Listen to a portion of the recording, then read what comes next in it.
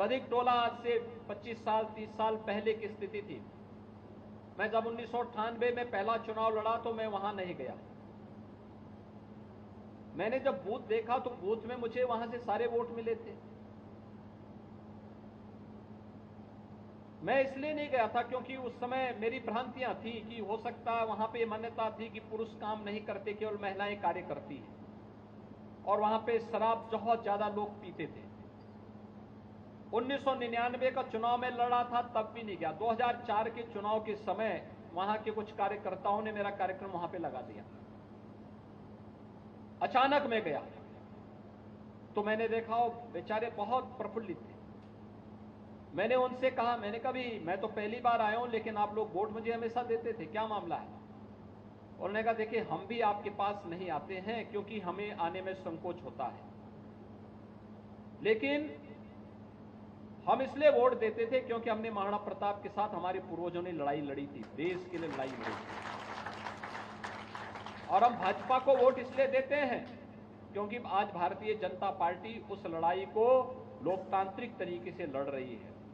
आप देखिए सोच उनकी, उनमें से बहुत सारे लोग नशे में थे लेकिन उन लोगों ने सुधार किया। आज आप जाइए बधिक टोला में विकास दिखता है, लोगों ने सुधार किया, लोग अब काम करना शुरू किए। लेकिन क्या महाराणा प्रताप के साथ अपनी स्मृतियों को जोड़े हुए उन लोगों को जोड़ने का दायित्व क्या हमारा नहीं बनता था? कौन जोड़ेगा? थारू जनजाति को कौन जोड़ेगा? बधिक टोला में निवास करने वाले उन सैकड़ों परिवारों को कौन जोड़ेगा जो सैकड़ों वर्ष पहले आए थे, बदहाल स्थिति में थे? एक लंबे समय तक उन लोगों ने गुमनाम जीवन यहां जीने का काम किया। उन्हें मुख्य धारा के साथ जोड़ने का कार्य कौन करेगा? समाज में दबे कुचले लोगों की आवाज को कौन शासन की योजनाओं के साथ जोड़ने का कार्य करेगा? अगर हम सब इसमें कुछ भी कार्य करते हैं, गरीब कन्याओं के लिए, गरीब छात्रों के लिए छात्रावास की व्यवस्था करवाते हैं, तो ये महाराणा प्रताप की प्रेरणा होती है। ये महाराणा प्रताप के प्रति सच्ची कृतज्ञता है। और मुझे लगता है यह इस प्रताप भवन के माध्यम से क्षत्रिय महासभा को इस कार्यक्रम के साथ जुड़ना चाहिए। जातीय संगठनों की तरह हम लोग भी अगर आचरण करने लग जाएंगे, आप लोग भी आचरण करने लग जाएंगे, तो फिर आप अपने महापुरुषों के साथ अन्याय करेंगे।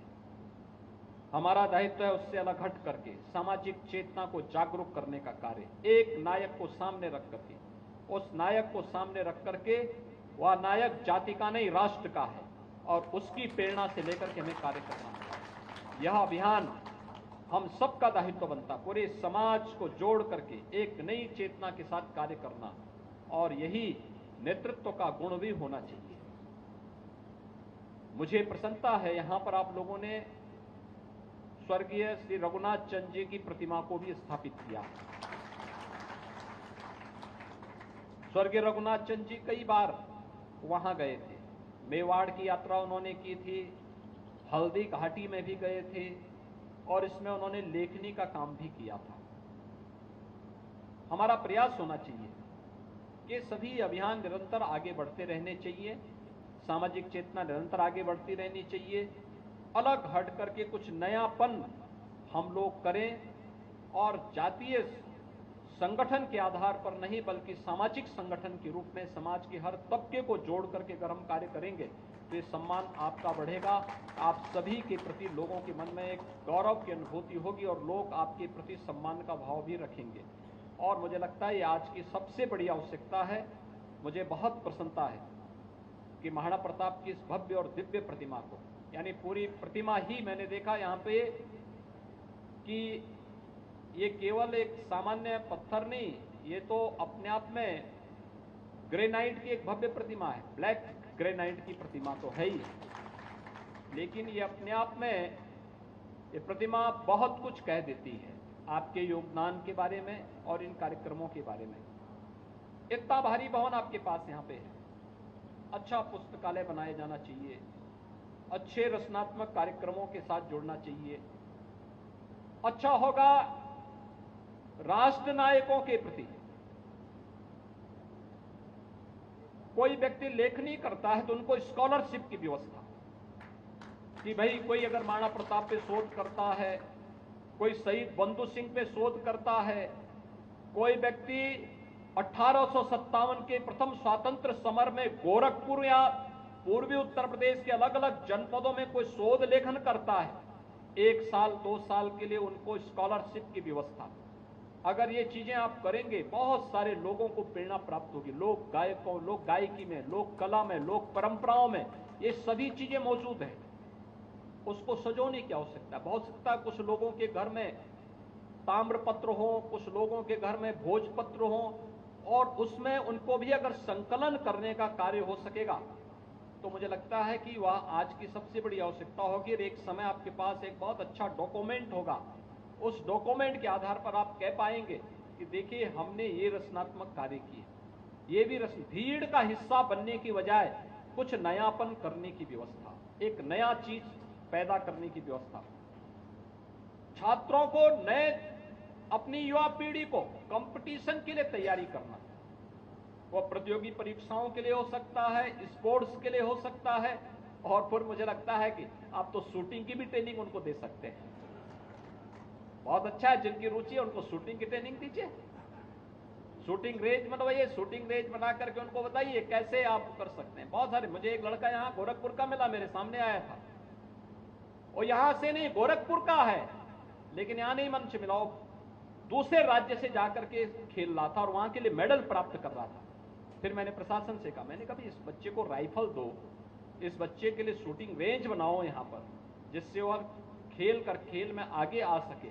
और मुझे लगता है हमारा दायित्व बनता है, स्पोर्ट्स में हो, प्रतियोगी परीक्षाओं में हो, या गरीब छात्रों के लिए आगे बढ़ने के लिए जो कार्यक्रम आगे बढ़ सकता है। याद रखना, पूर्वी उत्तर प्रदेश के बच्चों के लिए पूज्य महंत अवेद्यनाथ जी महाराज ने प्रताप आश्रम बनाया था। प्रताप आश्रम में 250 से 300 बच्चे हर समय रह करके शिक्षा अध्ययन करते थे, आज भी करते हैं, बड़ी संख्या में बच्चे आज भी वहां रह करके अध्ययन करते थे।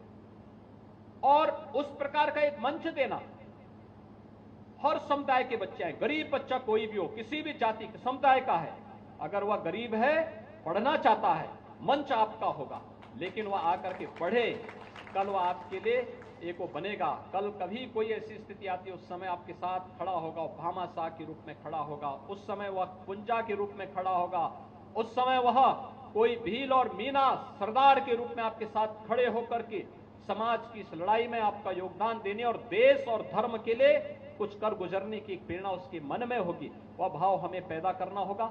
आज के इस अवसर पर मैं एक बार फिर से राष्ट्र नायक महाराणा प्रताप को आपने सावन की इस माह में स्मरण करके उनकी भव्य प्रतिमा लगाई है। राष्ट्र नायक को इस अवसर पर कोटि कोटि नमन करता हूं।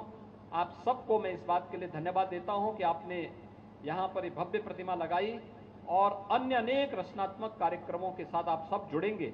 इसके लिए सरकार की तरफ से भी और गोरक्षपीठ की ओर से भी आपको भरपूर मदद मिलेगी। आप सबके प्रति मेरी शुभकामनाएं। धन्यवाद। जय हिंद।